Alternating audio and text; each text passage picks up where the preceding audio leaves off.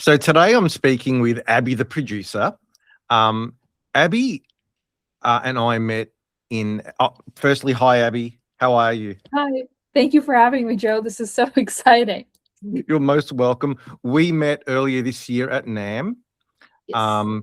You were hosting a Safari Pedals event at East West Studios in one of Yes. their gorgeous rooms there, and there you were handing out stickers and talking to people and making everyone feel very welcome. And by the way, I've stuck all these Safari stickers on my computer in the studio here, so it looks really Oh, cool. amazing. Yeah. We had a brief chat. You were very welcoming and answered all my questions. And then through the night, we were all mingling, and I bump into this cool dude called Marsh, and we start speaking. And he's like, "What do you do?" And I'm like, "I do mastering." And he's like, "Oh, I love some of these bands you've worked with." And he's like, "Do you want to work with me?" And I'm like, "That would be cool." So I come to Australia. I get his mixes at whatever a month or so later to find out that you were the producer behind it all. And so all these little connections on that in that evening kind of happened, which leads me to my first question. How important is it being in the room as a producer or engineer? Is everything just done by DMs these days, Mhm. or do you feel that being, in real life in the room is important, or is that irrelevant? I'd love your opinion on it. That's a great question, and I feel excited about this topic because I travel a lot and I'm constantly all over the place. So like in the room, out of the room is like a really big part of the equation. Um, I would say, and this is like from my own experience for myself, especially with like, for example, the Marsh Davis records. The older stuff, let's talk about the newer stuff that we've worked on. With Marsh, I've kind of stepped into this like executive production role, and I've been mixing the stuff, and I've found that um, I don't. It really is gig dependent. I felt that we've been able to do amazing work where I'm not in the room necessarily at the time of the recording, but I think it is so important to show up places in person, whether or not you're in the room. Like I make it my business, aside from NAM, which is a Safari Audio focus trip for my work there. I fly myself around to the US and around the US like once or twice a year to catch up, to meet, to see how everyone's doing, to try and see everyone I've been working with. It doesn't always work out because some people live out of like the New York, LA area, which is usually where I'm at. But I put a very big emphasis on going to see people. Like I'll go to New York, where I'm from originally, and then I'll fly to Atlanta for a few days to catch up and Yep. be around. So I think that just seeing the people, whether or not you're in a session and you're doing remote work, I think just seeing them, like, irregardless of whether or not you're working on music, is super important. I found it. I'm so pleased you said that because I agree with you. And particularly when you're starting out, I think Yeah. face to face is really important. Obviously, as your career blossoms and gets older, you probably can do less of that, even though I still, I think it's important. I mean, I'm in my 50s and I still travel and I still went to NAM and I Yeah. still go and visit people. I might not do it as much as I used to, but I still think it's important. And what is really interesting today, Abby, is that I've spoken to a bunch of producers prior to you, and a lot of these people have been in the industry for decades. So Mm-hmm. what's great today is that I'm speaking to someone who's a great producer, but you haven't been in this for decades. You're kind of pretty fresh. You've been doing it for a few years. So this is why I think your perspective is really awesome and possibly more relevant to new Mm-hmm. producers coming up, which is why I wanted to make this content and get your opinion on several things. Now, for people that don't know, your, I guess, day job is, well, you're a producer, but part of your job is being the A&R at Safari Audio, Yes. formerly Safari Pedals, but now it's being rebranded. Is that right? Yeah, that's Yeah. correct.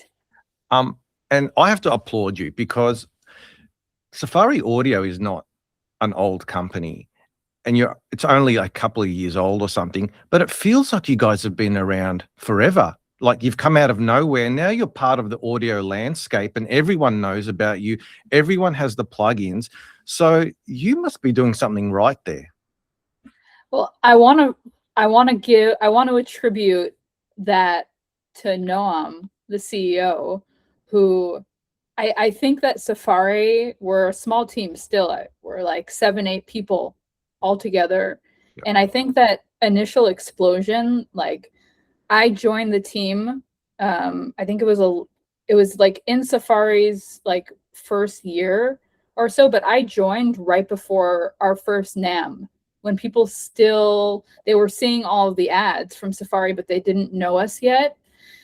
And like I was shocked by the explosion at NAM of like people that came over to find more. And I really attribute it to Noam's go-getterness. Like that's when he really built out the spirit of the company. And I think it's allowed us to just, I don't know, he just has this, I can't explain it. It's something that you feel when you're around him. And it's something I love about working with him.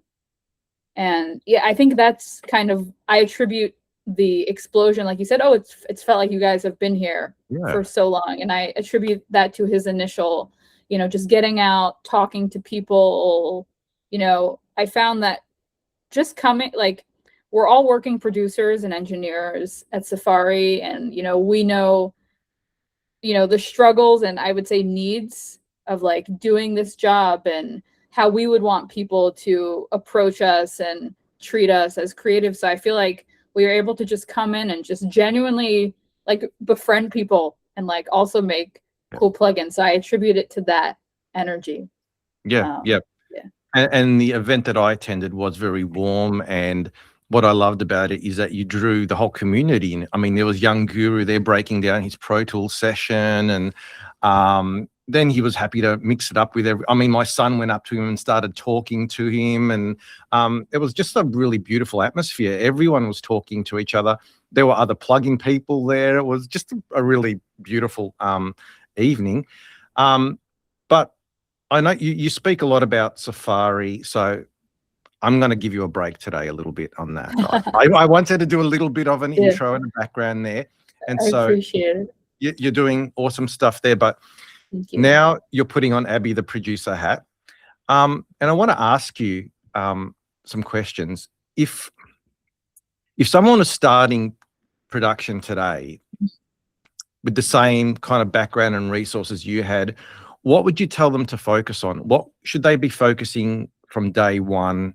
And obviously these are lessons learned in the last few years that you've been doing it, but what's a few pointers? Oh, such a good question.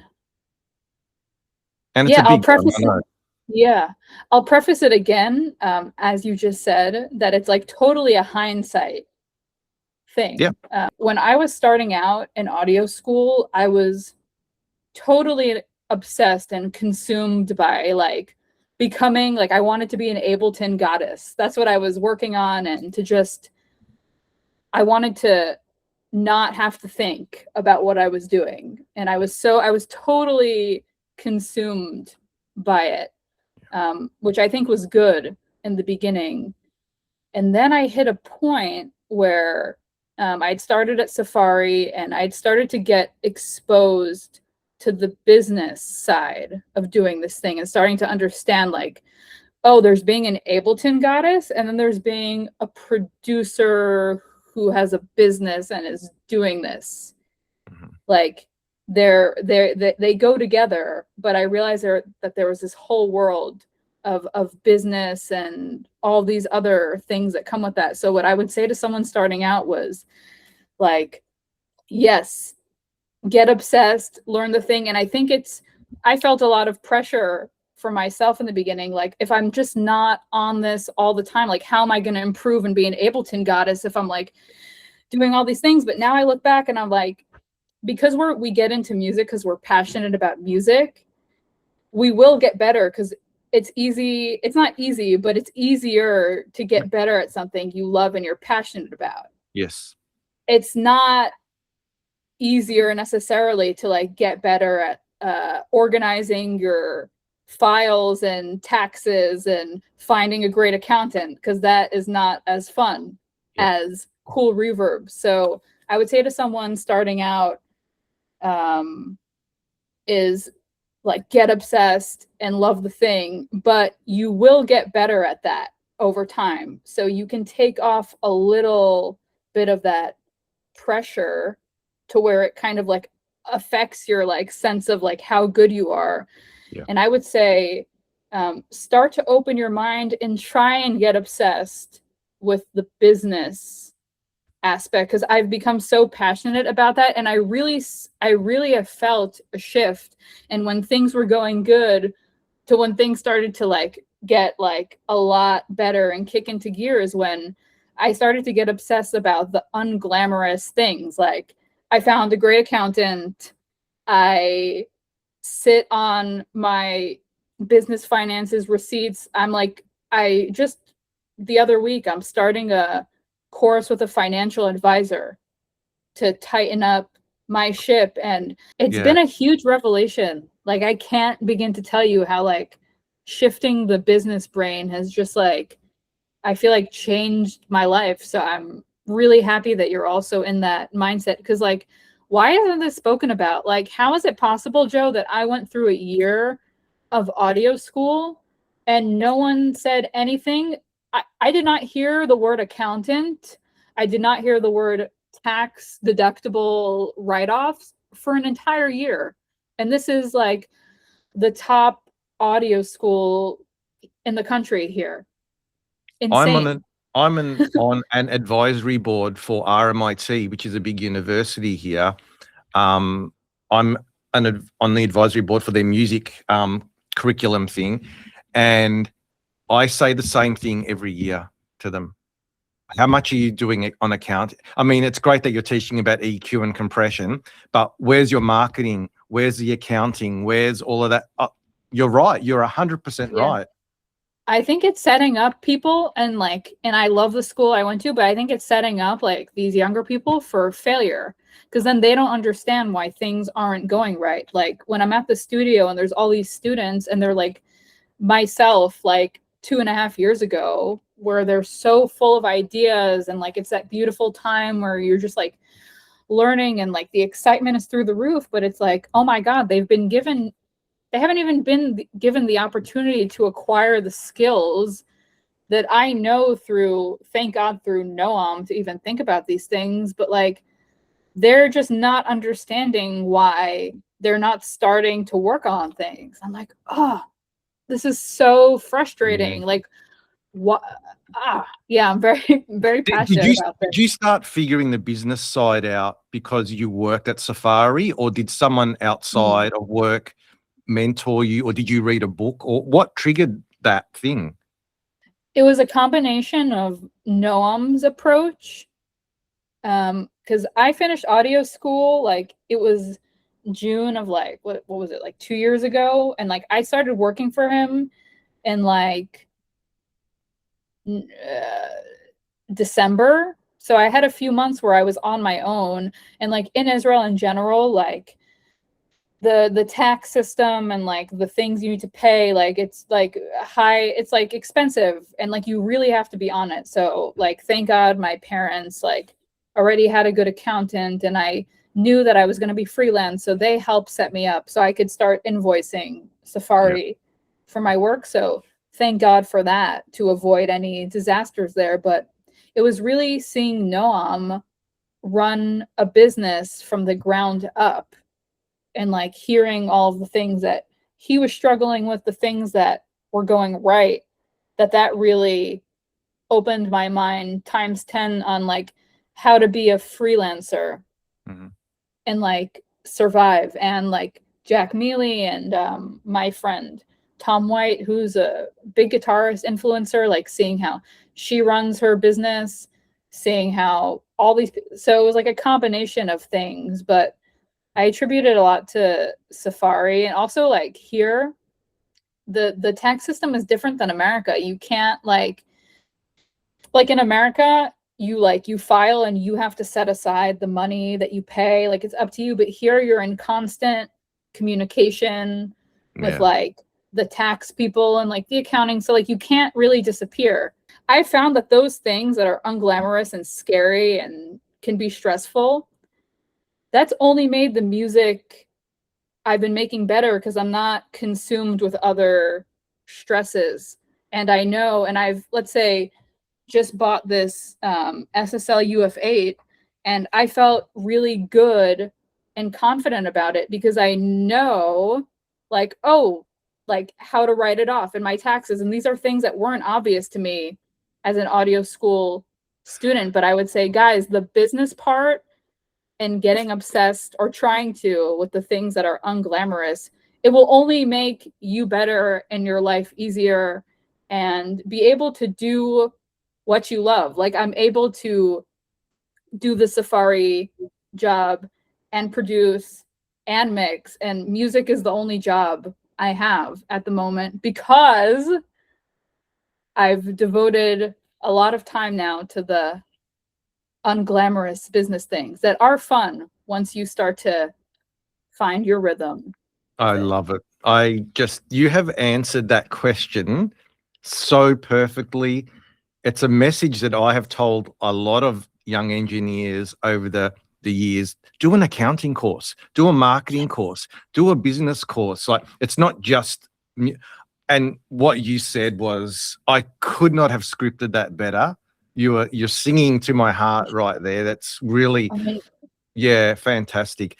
I think you've kind of answered it in that question, but specifically, are there any habits or routines that have like made you improve faster or better than you expected? Like you said, you are more comfortable making purchases and you can focus more on your production because that business side is better.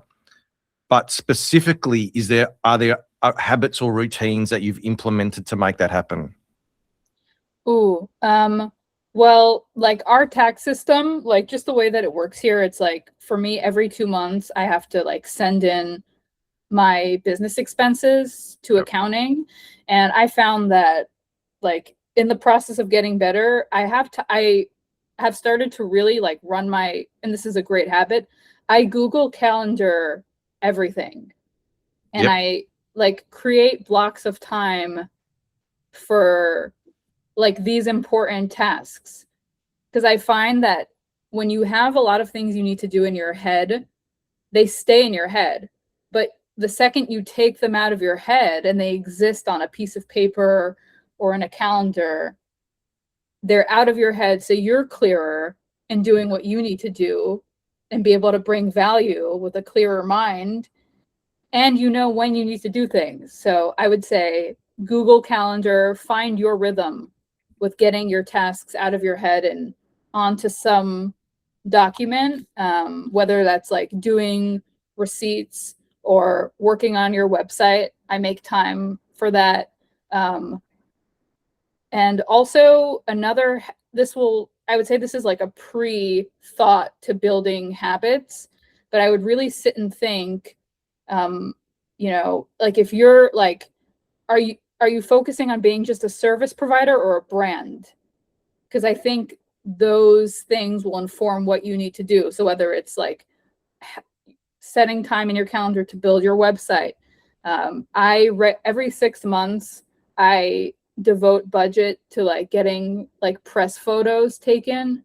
Like I think being in the social media era, I think it is important that the visuals match with your sonics and that people can find you. And I find that like the initial people looking and hearing you really makes an impact on, at least on Instagram now or email, like of how quick people are keen to work. So I would say a habit is like setting time in your calendar to think about those things. And the next thing is totally unrelated to music, but feeds into it is exercise. setting time to leave the cave Yeah. and be out in the world. Like, Yeah.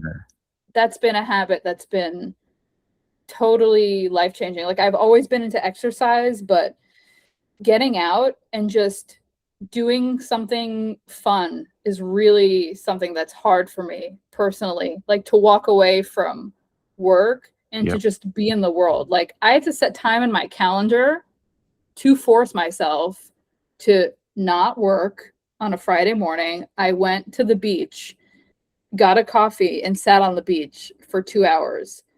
And getting into the habit of doing that a few times a month, I found it to be life changing. And I think Yeah. once you reset your mind like that, like a lot of people might consider that to be time wasting or not productive. I've actually found the opposite, that when I have those little moments of reprieve from the studio, Yes. man, it's a bit dangerous because I start getting all these ideas and I want to do this and I've got to do that. But when you're in the zone of production, you don't think of that stuff ever, you know. Absolutely. But if It's you're in the pool or in the beach, the mind all of a sudden, I think, switches gears and yeah, It does. And I'll just say another note, because we're in the Abby the producer hat, but yeah, at Safari Audio, every few months we actually leave the studio and go on a brainstorming day in yeah, nature, out of the studio. We just had one. So, and like in that setting, we've come up with some of, I think, the best ideas of yeah. things to do that just would have never happened had we just carried on our day, shown up to the studio, and gone home. So, calendaring and devoting time to touching grass, life changing. Awesome. That's fantastic. You've nailed that question. I can see now why you're so valued there at Safari, because all of this really unsexy business stuff that we don't want to think about, it's just so important to embed into our everyday working life. You know, none of us want to think about accounting and bookkeeping and making calendars, but it's really important. Being organized, I think, is really important. Oh boy, you nailed it. That's great. Um, do you think there were bad habits in the first year or two of your production career that were holding you back a bit?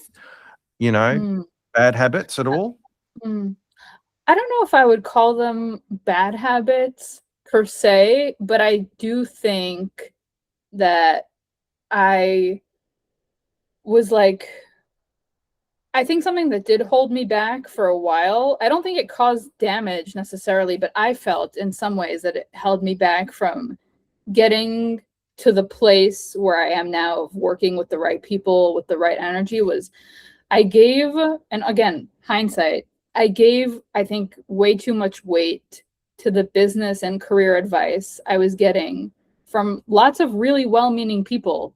I think, because I had no experience, you don't really know like which way is up and like how can I make an educated decision when I've never done things. And I think I gave way too much weight to the thoughts of other people of how I should conduct my business, how I should, structure contracts or handle, like artist relationships, like in my own production career. And I think for a while, it's not that it caused damage to my career in any way, but I felt that it maybe held me back from finally finding the right people, like finding the Marsh Davises and Sam from the label that we're working with, Performer.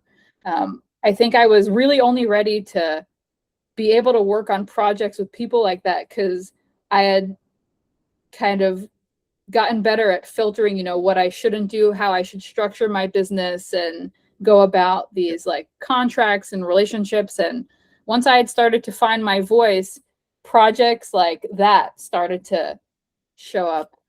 Yeah, yeah. So yeah. Um, I guess one of the biggest problems that young producers face is getting work, Yeah. getting clients. What's your advice there? Like, how do you get the ball rolling? How do you even start? Like, if you want to be a producer, how do you even start working for people? I mean, that's a big challenge when you're starting. Yeah. That's a great question. Ooh.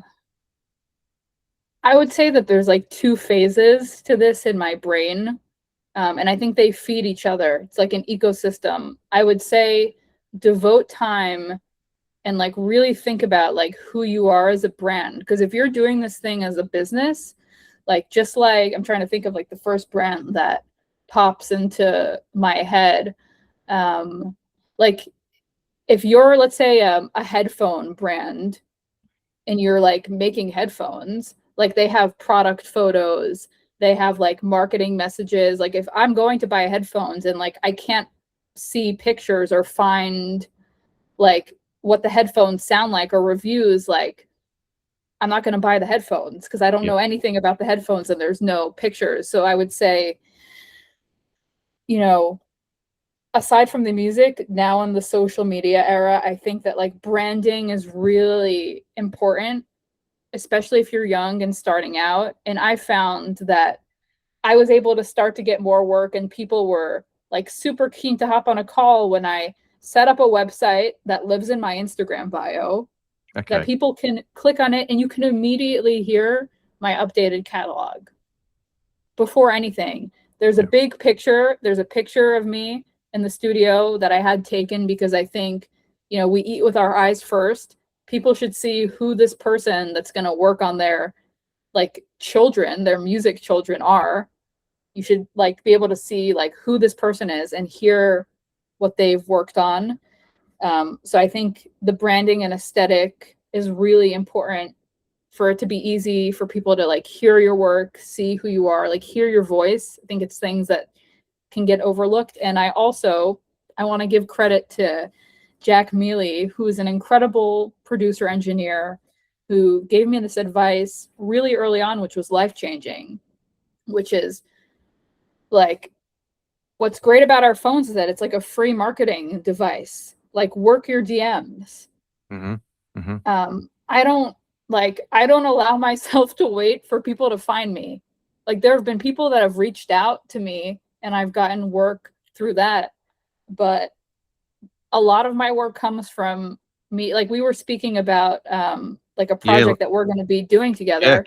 I reached out first and I'm not afraid like when it comes to like my own ego like, oh, I'm the one reaching out, like I want this to happen. Yeah. I'm going So, to reach so out. let's put this. We were Yeah. talking about a whiskey company you're working with. Yeah.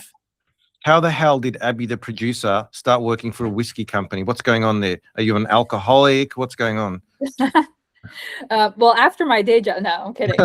um, yeah, so we'd spoken briefly about it. Just, I love working on records and bringing values there, but I'd found this like small little new excitement for doing ad music because it's Mhm. fun, it's shorter, there's Yep. visuals, it's a whole new bag. So I had done 2 ads for a hat company and for a perfume company, and something in my brain, like whiskey is so cool. Like I love the visual aesthetic of these companies and like the music that can go with it could be awesome. So I wrote to like 50 companies on my Insta. Like if you look at my Instagram Wow. DMs, there's like obviously like my friends and like people I talk to. Yep. But if you scroll down, you'll probably find hundreds of unanswered messages to various brands and artists that I think are cool.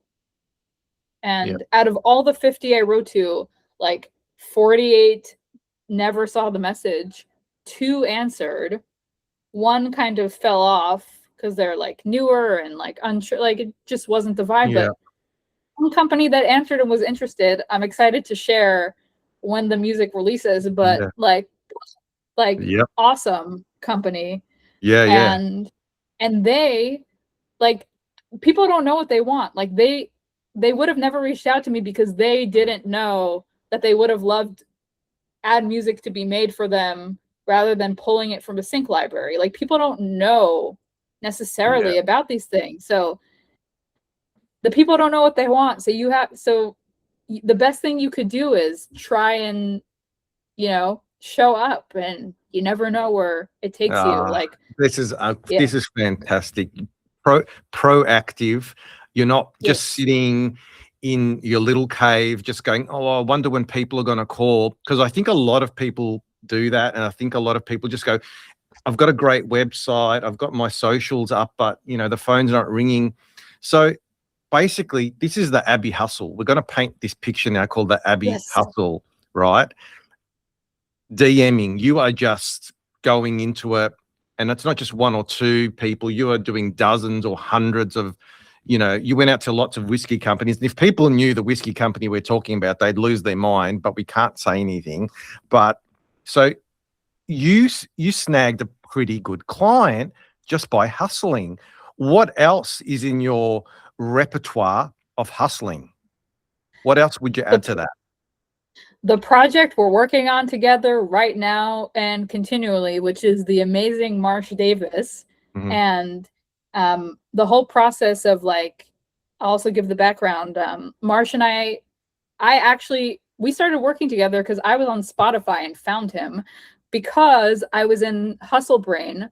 I had finished a few production gigs and was just dying to work on like some really cool new stuff. Yeah. And what I'll do every so often is I'll get on Spotify, I'll find a random playlist that highlights cool, small indie artists, and I'll just go into, oh, who's Spotify recommending to me from here? Like, I want to find some awesome music. And I found a bunch of cool artists. And when I found Marsh's music, I thought it was so special and awesome. I was immediately like, I need to find out who this guy is. So I wrote to Marsh.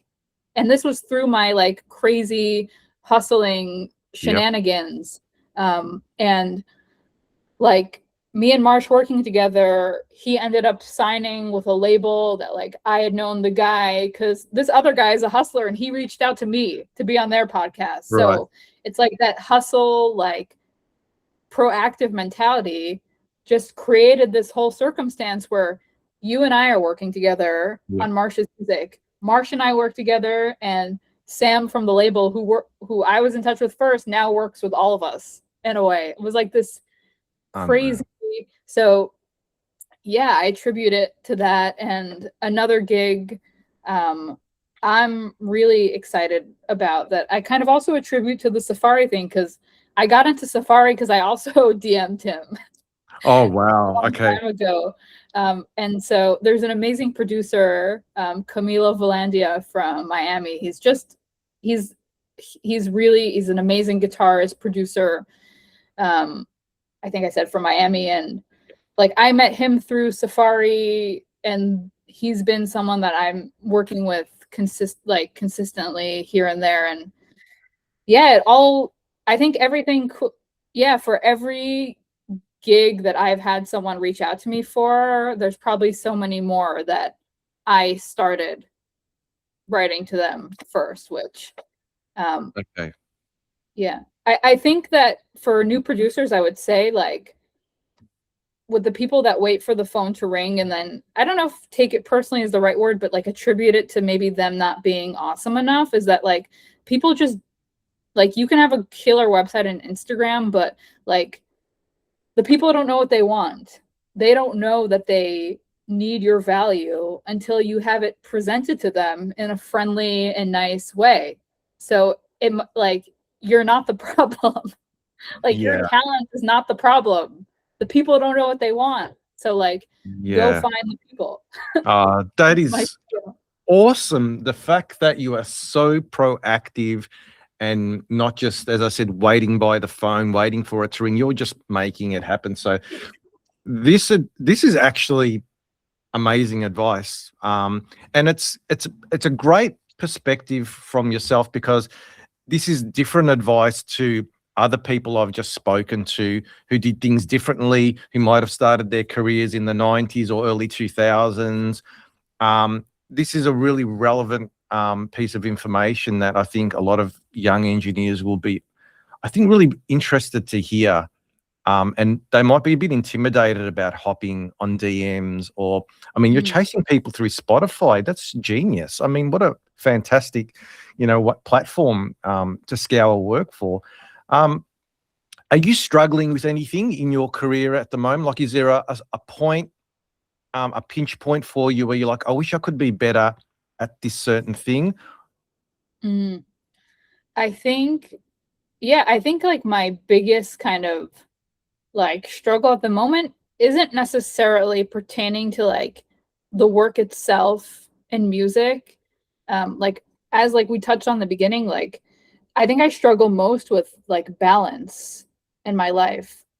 And that's something I've really been trying to work on, because when I get too consumed with work, it starts to affect my work negatively, because like I'm in a cave, Right. I'm not touching grass, and I think it does affect my ability to bring value, which I guess in turn maybe hurts my business. So yeah, I would say finding balance and like really focusing on trying to develop hobbies and a life outside of my work has been, I think, the biggest struggle so far, because I'm so like I'm consumed with it because I love it, like in a good way.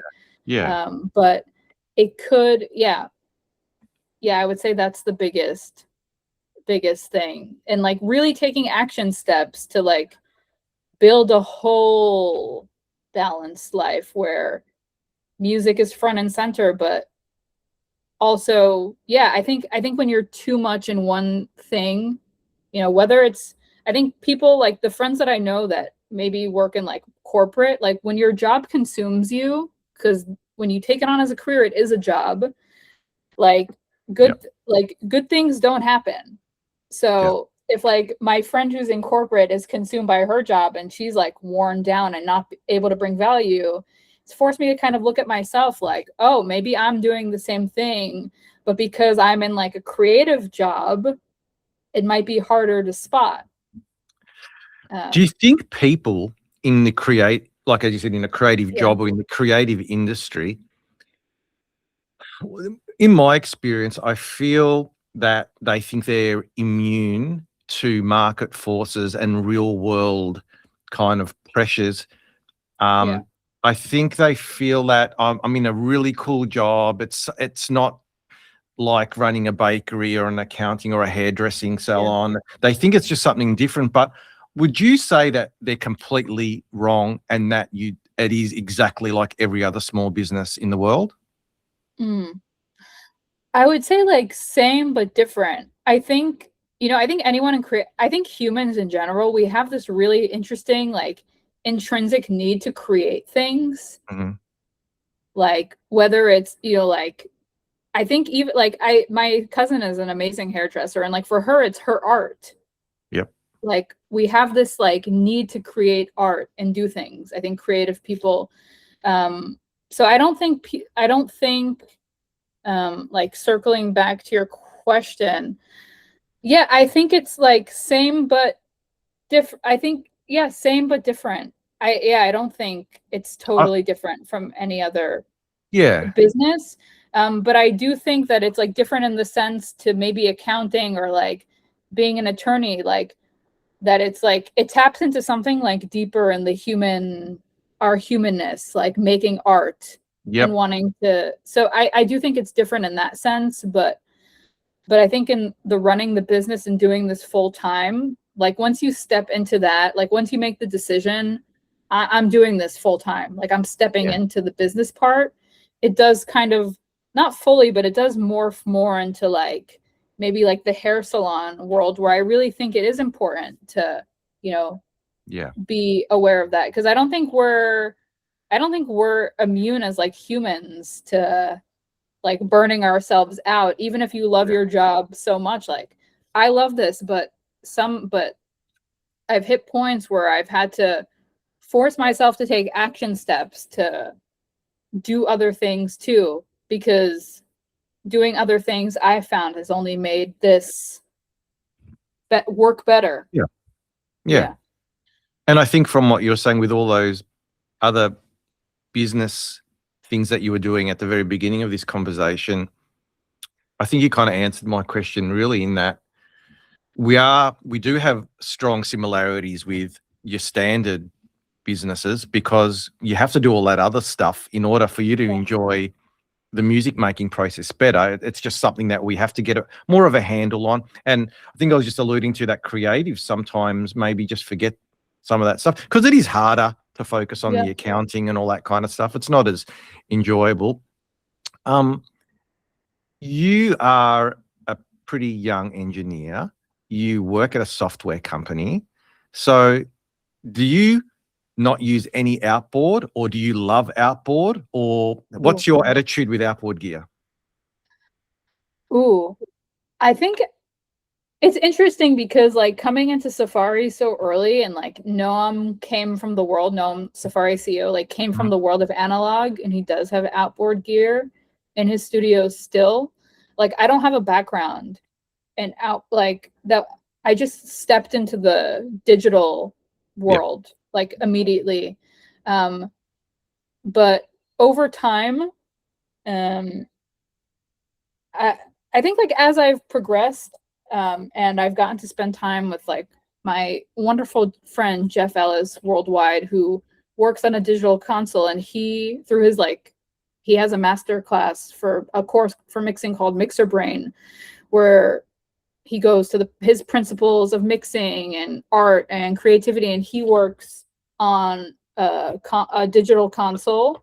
Um, for the reason that like once you're out of computer brain, like everything changes when you hear a song, spread across faders versus me staring at Ableton with my eyes frying.